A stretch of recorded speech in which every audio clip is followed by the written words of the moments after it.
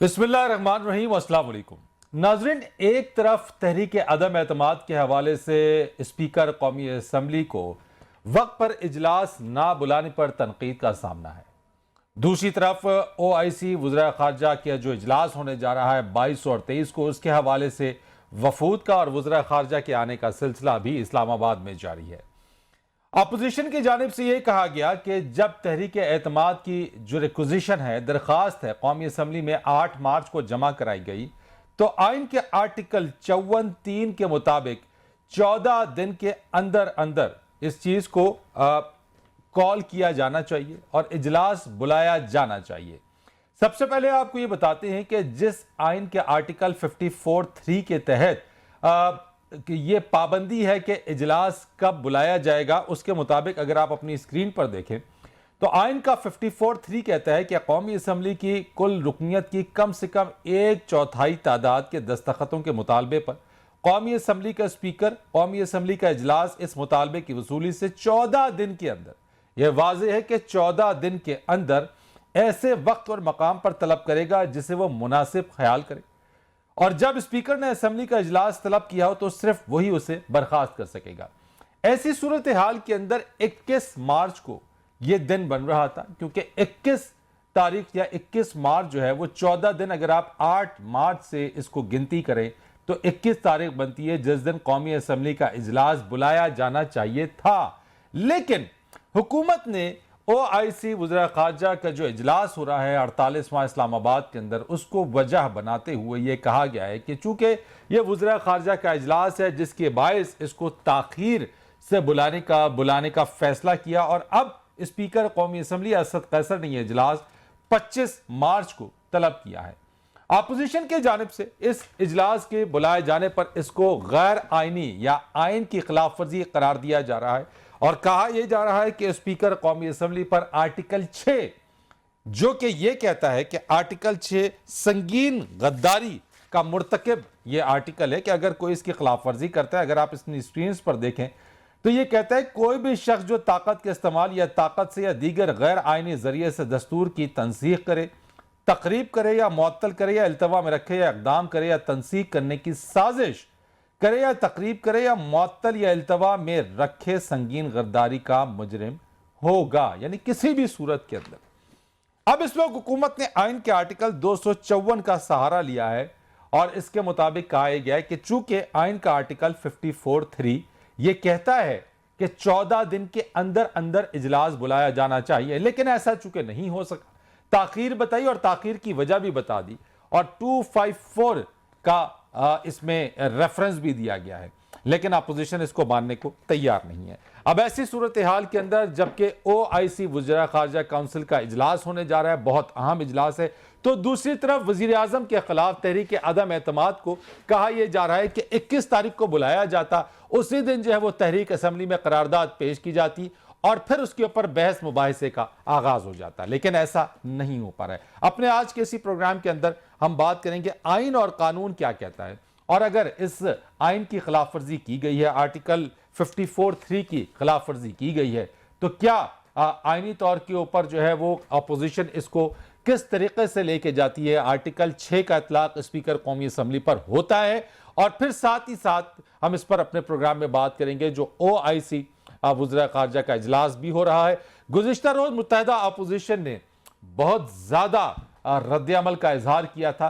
कि अगर हुकूमत ये इजलास बुलाएगी, फातिहा खानी के बाद इस इजलास को मौखर कर दिया जाएगा, तो मुत्तहिदा अपोजिशन असेंबली के अंदर बैठ के धरना देंगे और वहां से नहीं उठेंगे। लेकिन कुछ ही वक्त बाद मुत्तहिदा अपोजिशन की तरफ से जनाब कहा गया कि हम तो OIC में आने वाले मुअज़्ज़ज़ मेहमानों के साथ हैं, उनका एहतराम करते हैं और हम चाहते हैं कि ये OIC वज़ीर ख़ारजा कॉन्फ्रेंस हो। तो ऐसी सूरत हाल के अंदर इस वक्त मामला जहां हुकूमत के लिए अपने नंबर गेम्स को बचाना है, अपने मेंबरान को जमा करना है, एक तरफ जहां अपोजिशन यह दावा करती है कि उसके पास नंबर गेम्स पूरे हैं, तो दूसरी तरफ प्राइम मिनिस्टर इमरान खान ने भी जो है वो दरगई में जलसा किया और उन्होंने कहा कि ऐसी हुकूमत पर लानत हो जिसमें वो मेंबरान को पैसे देकर वापस लाए, वो कौम का पैसा मेंबरान को वापस लाने के लिए कम से कम खर्च नहीं करेंगे। इन सारी चीजों के ऊपर अपने आज के इस प्रोग्राम में बात करेंगे। हमारे साथ मौजूद हैं आईनी और कानूनी माहिर और साबिक attorney general of Pakistan Irfan Qadir साहब। अस्सलाम वालेकुम सर। जी वालेकुम सलाम। सर, ये फरमाइएगा कि इस वक्त तहरीक अदम एतमाद के हवाले से कौमी असम्बली इजलास बुलाने पर जो अपोजिशन इस वक्त कह रही है कि 21 को हर सूरत तलब करना था स्पीकर को इजलास, जबकि ये इजलास अब 25 मार्च को तलब किया गया है। क्या ऐसी सूरत के अंदर आईनी खिलाफ वर्जी की गई है स्पीकर की जानिब से, और उन पर क्या आर्टिकल 6 का इतलाक होता है? जी, आईनी खिलाफ वर्जी तो जरूर है, लेकिन आर्टिकल 6 का इतलाक नहीं होता, क्योंकि आर्टिकल 6 का इतलाक तो तब हो ना कि अगर वो कहें कि जी मैंने तो अब बुलाना ही नहीं है, उसको रजिस्ट करें। तो उस तरह का रेजिस्टेंस तो उन्होंने नहीं दिया। फाइनली उन्होंने बुला तो लिया है, लेकिन उस मुद्दत में नहीं बुलाया जो कि आइन में दी गई है। तो उन्होंने आइन की खिलाफ वर्जी जरूर की है, लेकिन हाई ट्रीजन जिसको हम कहते हैं वो जरा ऐसी चीज है जहां पे कि आप यूज ऑफ फोर्स से एक चीज बिल्कुल सरीहन ना करें। तो उन्होंने जो बुलाया है वो उन्होंने हवाला दिया आर्टिकल 54 सब क्लॉज 3 का, और उसके साथ आर्टिकल 254 का। तो आर्टिकल 254 में ये कहा गया है कि जब भी आइन के तहत कोई चीज एक खास मुद्दत में होनी है तो उसी मुद्दत में तो वो होगी, लेकिन अगर वो ना हो सके उस मुद्दत में तो फिर भी होगी। लेकिन तो सर, आर्टिकल 54 क्लॉज 3 तो बड़ा क्लियरली ये कहता है कि कौमी असम्बली की कुल रुकनीत की कम से कम 1/4 तादाद के दस्तखतों के मुतालबे पर कौमी असम्बली का स्पीकर कौमी असम्बली का इजलास इस मुतालबे की वसूली से 14 दिन के अंदर ऐसे वक्त और मकाम पर तलब करेगा जिससे वो मुनासिब ख्याल करे, और जब स्पीकर ने असम्बली का इजलास तलब किया हो तो सिर्फ वही उसे बर्खास्त कर सकेगा। तो आइन तो बड़ा क्लियर डायरेक्शन यहां पे दे रहा है, इसकी तो खिलाफ वर्जी हो गई है। तो इसकी खिलाफ वर्जी होना छोटा या बड़ा, क्या इसकी भी कोई तशरीह है आइन के अंदर के हाई ट्रेजन किस पे लगेगा, कम खिलाफ वर्जी पर कोई सजा नहीं होगी? देखें, इसकी खिलाफ वर्जी हुई है, स्पीकर ने बिल्कुल खिलाफ वर्जी स्पीकर साहब ने कर दी है। उसके लिए उनके खिलाफ अगर कोई प्रोसीड करना चाहे तो मेंबरान स्पीकर साहब के खिलाफ ऑब्वियसली वो ये चीज ला सकते हैं कि उन्होंने बर वक्त ये इजलास नहीं बुलाया। उस हद तक खिलाफ वर्जी की है उन्होंने। लेकिन तो सर, इसकी सजा वैसे क्या हो सकती है अगर कोई इसको आइन की तोड़ने के ऊपर इसके ऊपर कोई सजा हो सकती है? कहां जा सकता है? अदालत से रुजू किया जा सकता है? नहीं, ये पार्लियामेंट्री प्रोसीडिंग्स है, मैं नहीं समझता कि अदालत से रुजू इसमें करना चाहिए। लेकिन इसमें यह बिल्कुल हो सकता है कि स्पीकर के खिलाफ कौमी असेंबली के जो मेंबरान हैं वो उनके खिलाफ भी एक ला सकते हैं रेजोल्यूशन के लिए। आप अब उनके खिलाफ वोट ऑफ नो कॉन्फिडेंस हो सकता है स्पीकर के खिलाफ भी। अच्छा, इस आइन की खिलाफ वर्जी के बाद? बिल्कुल, आइन की खिलाफ वर्जी के बाद ये एक वजह है कि क्यों ना स्पीकर को यहाँ से हटा दिया जाए, क्योंकि उन्होंने अपनी जो टाइमलाइन है उनको मीट नहीं किया और डिलिबरेटली नहीं किया। लेकिन ये ट्रीजन के जुमरे में नहीं आएगा। ये एक बड़ी संगीन वायलेशन है जो उन्होंने की है, उसके खिलाफ स्पीकर साहब के खिलाफ प्रोसीडिंग जरूर हो सकती है। तो सर, अपोजिशन जमातें तो उनके खिलाफ आर्टिकल 6 लगाने की बातें कर रही हैं कि उन्होंने चूंकि आइन की खिलाफ वर्जी की है इसलिए उन पर आर्टिकल 6 का इतलाक होना चाहिए और उस पर कार्रवाई होनी चाहिए स्पीकर कौमी असम्बली के खिलाफ। मैं आपको बताता हूं कि आइन की बहुत सारी वायलेशंस ऐसी हैं जो कि आइनी वायलेशंस तो है, लेकिन हर वायलेशन जो आइन की जाती है वो ट्रीजन नहीं होती। ट्रीजन वो होती है जहां यूज ऑफ फोर्स के जरिए आप कोई हुकूमत मुसल्लत कर दें या किसी हुकूमत को या आइन को ओवरथ्रो कर दें या सबवर्ट कर दें। तो वो एक ज्यादा संगीन चीज है बनिस्बत के आइन की महज खिलाफ वर्जी के। लेकिन आइन की खिलाफ वर्जी जो है उसको भी लाइटली हरगिज नहीं लेना चाहिए। लेकिन एक डिस्टिंक्शन जरूर है आइन की खिलाफ वर्जी में और हाई ट्रीजन में। और मेरे नजदीक स्पीकर ने चूंकि अब इजलास बुला लिया है तो ये देर से बुलाया है, आइन की खिलाफ वर्जी है, लेकिन ये ट्रीजन नहीं। और सर, इसके ऊपर एक चीज बता दीजिएगा, जो हुकूमत ने इसमें कवर भी लिया है आइन के आर्टिकल 254 के तहत, ये 254 क्या कवर देता है इसके अंदर? आइन के अंदर ये शक, क्या आपको ताखीर से बुलाने के ऊपर कवर मिलता है आपको इससे? 254 को स्पीकर साहब जो है वो मिस इंटरप्रेट कर रहे हैं। वो इसकी जो तशरीह इन्होंने कर दी है कि एक इजलास जो देर से बुलाया है तो 254 के तहत तो 254 का हरगिज ये मतलब नहीं है कि आप इजलास का अगर एक वक्त मुकर्रर है तो उसको देर से बुलाएं। हाँ, अगर आपके पास कोई जायज वजह हो इजलास को बर वक्त ना बुलाने की, तो फिर अगर आप देर से भी बुला लें तो वो इजलास इनवैलिडेट नहीं होता। 254 ये कहता है। 254 हरगिज ये नहीं कहता कि अगर एक महीना मुद्दत है कि इजलास को बुलाने की तो आप जानबूझ के उसको वायलेट करें। तो इससे 254 का सहारा लेके ये कहना कि हम बर वक्त नहीं, तो ये बजाते खुद ये जवाब नहीं बनता उनका बर वक्त इजलास को ना बुलाने का। उनको चाहिए कि अगर उनके पास कोई जायज वजह है जिसकी वजह से वो इजलास बर वक्त नहीं बुला सके तो कौम को इन कॉन्फिडेंस लें। ओआईसी इजलास के बारे में बता रहे हैं कि ओआईसी जो मिनिस्ट्रियल कॉन्फ्रेंस हो रही है उसके हवाले से जी ओआईसी को वजह बता रहे हैं कि ओआईसी की वजह से जो है वो इजलास में ताखिर की है। अब ये ओआईसी की वजह से इस तरह से अब वो क्या एक मौकफ है उनका कि जी ओआईसी के जो इजलास है पहले से वो तयशुदा था। तो ये ऑब्वियसली अब पार्लियामेंटेरियंस को इस चीज को तो देखना पड़ेगा कि ये कोई वजह बनती है कि नहीं बनती।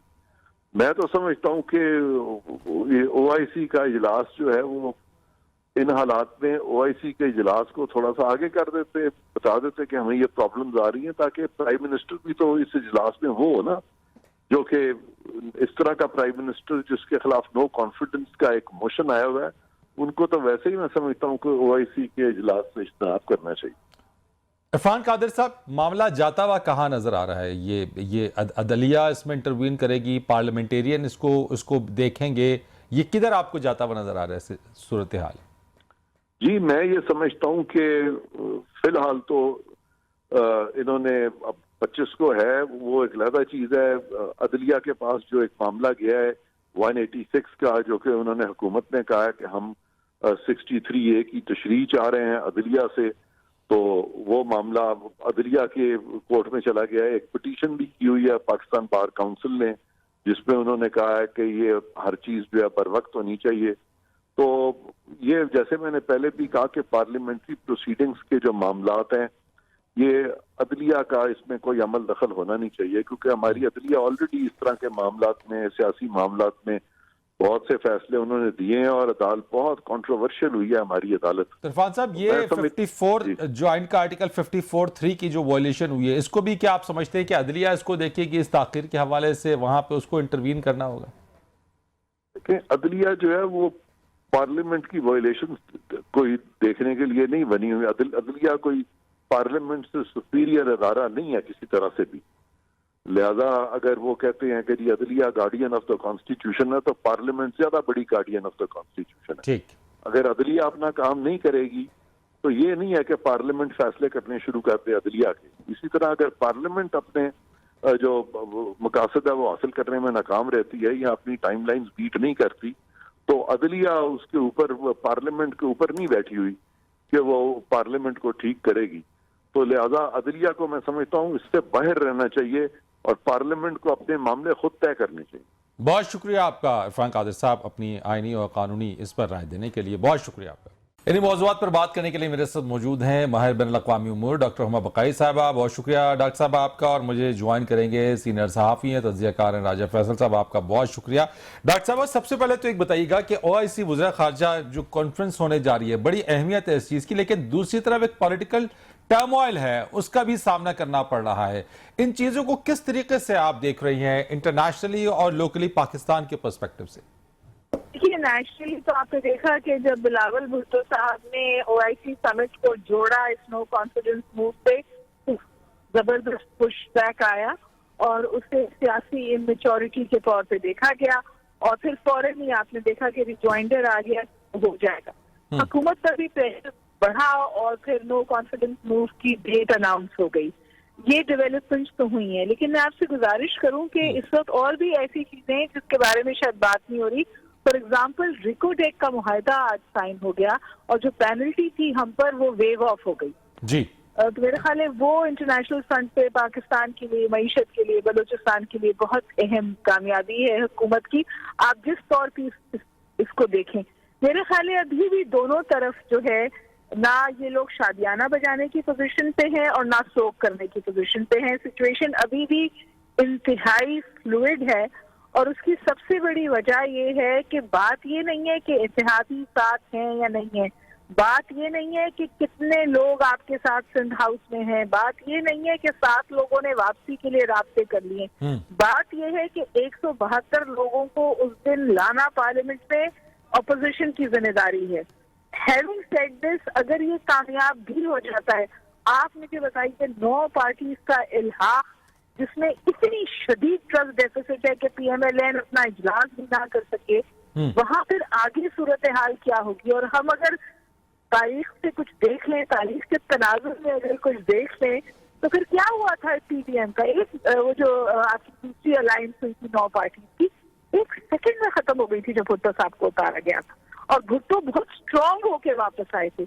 मेरी एक पीपल्स पार्टी के बड़े जिम्मेदार शख्स से बात हुई और उन्होंने मुझे कहा कि ये इतना आसान नहीं है जितना नजर आ रहा है, क्योंकि ये 6 फीट का आदमी 10 फीट का होके वापस आएगा। तो मैं नहीं समझती कि अभी कहीं भी शादियाने बजने चाहिए।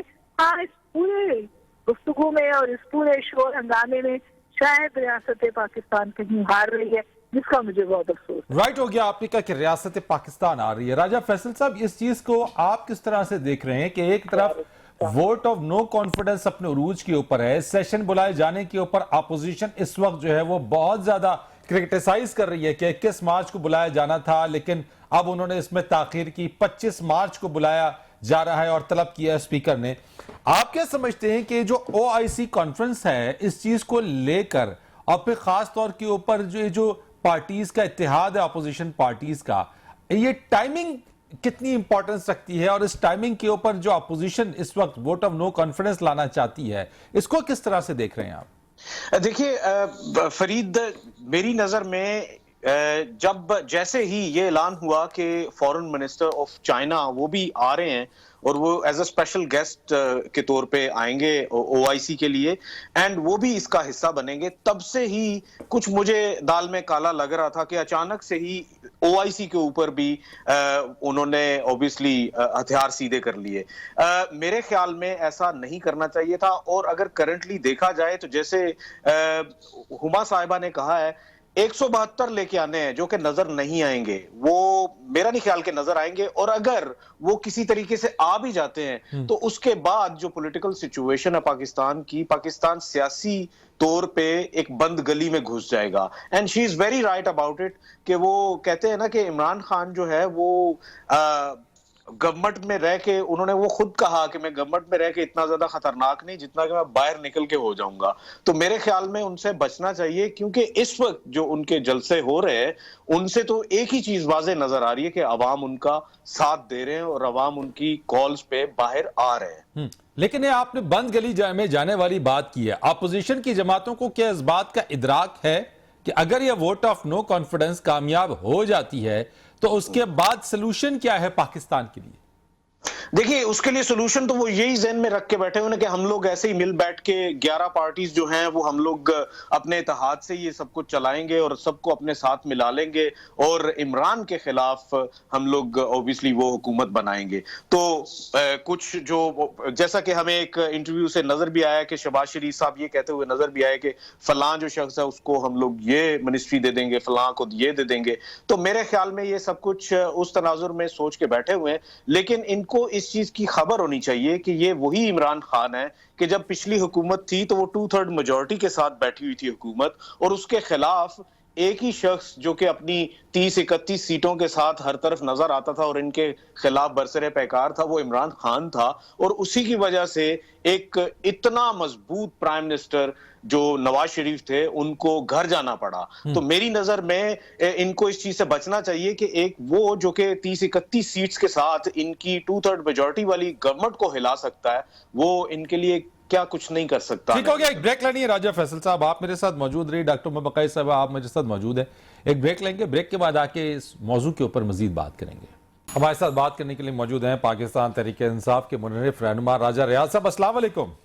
जी वालेकुम सलाम। राज साहब बहुत शुक्रिया आपके वक्त का। सबसे पहले तो ये बताइएगा कि कुछ खबरें यह चल रही है कि वफाकी वज़ीर इत्तलात और नशियात फवाद चौधरी साहब ने आपसे राब्ता किया है कोई नून लीग या पीपल्स पार्टी में शमूलियत के हवाले से। इन खबरों में कितनी सदाकत है? जी इस किस्म की कोई बात नहीं है। देखिए बात यह है कि हम हुकूमत को छोड़ के अपोजिशन में आए हैं। हालांकि पहले हमेशा ये होता है कि लोग अपोजिशन को छोड़ के हुकूमत में जाते हैं। ठीक। तो हम तो हुकूमत को छोड़ के अभी 1.5 साल हुकूमत पड़ी थी, तो हम तमाम उम्रात, तमाम फंड, तमाम चीजों को छोड़ के जो हम इमरान खान ने वादे किए थे जब वो पूरे नहीं हुए, जब हमारी तजलील हुई, हमारी इज्जत ना हुई। हम सियासत करते हैं इज्जत के लिए, और खुदा को हाजिर नाज़िर कह जान के मैं कहता हूँ कि 1 रुपए का मैं रवादार नहीं हूँ। तो ये हमारे पे इस तरह के इल्जाम लगा रहे हैं। साहब आपके इस्तीफे के हवाले से भी है, तो क्या कोई इस्तीफे देने का अभी तक सोचा है आपने कि पाकिस्तान तहरीक इंसाफ की नशिस्त से आप इस्तीफा दे दें? अभी मैं अगर इस्तीफा दूं तो मेरा वोट जाया जाएगा, लेकिन इसके बाद इंशाल्लाह मैं इस्तीफा दूंगा और इस्तीफा देके दोबारा इलेक्शन लड़ूंगा इंशाल्लाह। अच्छा, तरीन ग्रुप के साथ फवाद चौधरी और परवेज खटक साहब के राब्ते हैं, तो कोई नेगोशिएशंस चल रही हैं अभी तक? और कोई जो इतलात हैं वो यही है कि जो तरीन ग्रुप है वो डिमांड ही कर रहा है कि माइनस बुजदार, तो क्या अगर उस पर मामला तय पा जाता है तो फिर क्या आप के वापसी के रास्ते दोबारा होंगे? क्योंकि प्राइम मिनिस्टर भी कह रहे हैं कि जो मुनर्रिफ अरकान है वापस आ जाए, उनको आम माफी है। देखिए बात यह है कि तरीन साहब के साथ इमरान खान साहब ने खुद बड़ी ज्यादती की, उन पर, उनके बच्चों पर, बच्चियों पर मुकदमा झूठा दर्ज कराया, और वो इस पर सख्त नाराज है। और मेरी उनसे जब भी बात हुई है तो वो अभी तक उस झूठे पर्चे की वजह से नाराज है, और अभी तक मेरे पास कोई इतला ऐसी नहीं कि दोबारा कोई उन्होंने इनको गुंजाइश दी है, बल्कि इनके कुछ लोगों ने कोशिश की तो उन्होंने इनसे बात ही नहीं की है।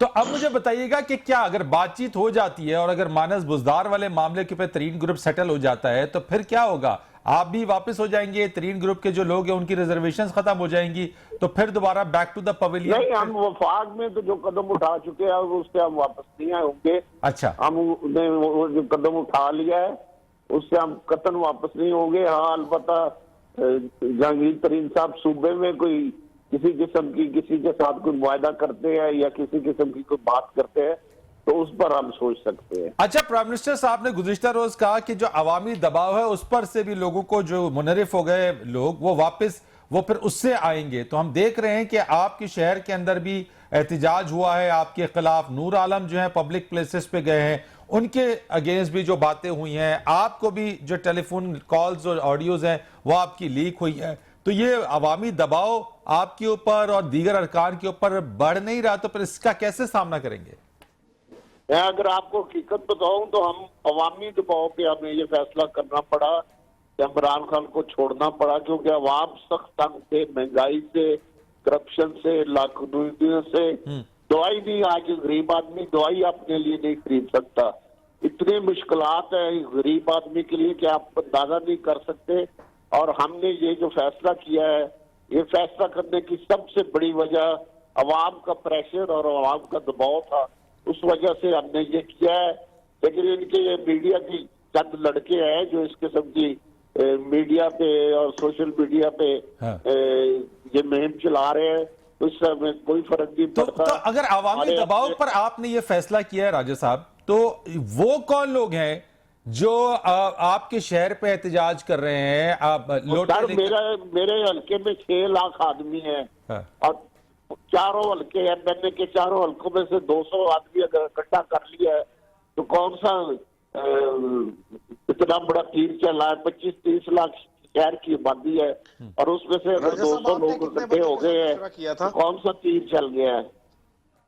अच्छा, एक बात और बता दीजिएगा कि इस वक्त जो है वो हमने देखा सिंध हाउस के अंदर जो अरकान है, उस वक्त तो आपने ये दावा किया था कि 24 का गालबन आपने दावा किया था, तो ये अभी भी अरकान जो है वो सिंध हाउस में ही है? और ये क्या इनकी तादाद में इजाफा हुआ है कुछ और? अभी इससे ज्यादा इजाफा नहीं हुआ, लेकिन वो जो मैंने तादाद बताई थी वो तादाद उतनी मौजूद है। लेकिन अब जब सिंध हाउस में हमला हुआ है तो उसको सामने रखते हुए मुख्तलिफ जगह पे दोस्तों को शिफ्ट किया गया है सेफ्टी के हवाले से, ताकि किसी किस्म का जो इन्होंने हमले शुरू किए हुए हैं, पहले पार्लिमानी लाज हमारे लॉजेस पे हमला हुआ, उसके बाद फिर सिंध हाउस पे हमला हुआ, तो उसको सामने रखते हुए मुख्तलिफ दोस्त मुख्तलिफ जगह पे। तो कितने हैं अभी, टोटल फिगर कितनी है अभी इस वक्त आपके पास राज साहब? अभी हमारी फिगर वही 24 के करीब चल रही। अच्छा, लेकिन आप ये देखें कि आज अगर प्राइम मिनिस्टर की स्पीच देखें तो हमें लगता है कि हुकूमत का जो एतमाद है वो बड़ा बहाल हुआ नजर आता है हमें, और वो ये कह रहे हैं कि तुरुप का पत्ता जो है वो 27 के बाद वो शो करेंगे।